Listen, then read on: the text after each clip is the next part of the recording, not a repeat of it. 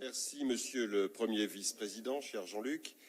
Il y a deux rapports différents, même trois, celui sur les astreintes. S'agissant du personnel régional, notre groupe voudrait d'abord saluer l'engagement des personnels, engagement qui est important et qu'il convient de relever dans cette Assemblée.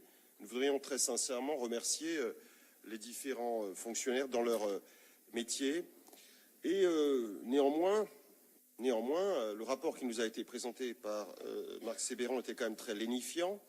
On a un peu l'impression que tout va bien, embrassons-nous folle vie. En réalité, il y a quand même eu, ces derniers temps, et depuis quelques mois, un fort malaise dans le personnel de la région qui s'est exprimé, y compris par des mouvements sociaux, par des revendications, à la fois sur le management, sur la gestion, sur la pression, sur le fait que trop souvent, depuis la fusion, le personnel a eu le sentiment d'être la variable d'ajustement des politiques budgétaires de la région, et y compris ces derniers jours sur la politique en matière de protection sociale complémentaire, qui a aussi suscité des interventions fortes.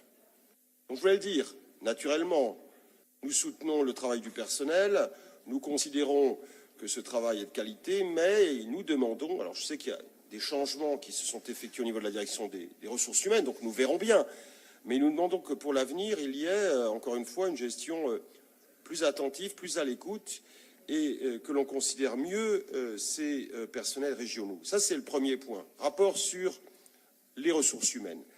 Sur le second point que nous avons étudié aussi l'autre jour en commission des finances à Châlons, qui a été présenté par Jean-Luc Warsmann, alors là, je dois le dire, je trouve effectivement, sur ce point, et contrairement à l'autre, que le travail qui est fait est très intéressant. C'est vrai que la mise en œuvre de ce qu'on appelle le RIFSEP, le nouveau régime indemnitaire, était bien préparée. Nous avons regardé les différents critères qui sont mis en œuvre, ils paraissent judicieux. Le dialogue social a été de qualité. D'ailleurs, le CTP a voté à l'unanimité le dispositif. Donc là aussi, je dois dire que c'est quelque chose qui, de notre point de vue, est très positif. Voilà.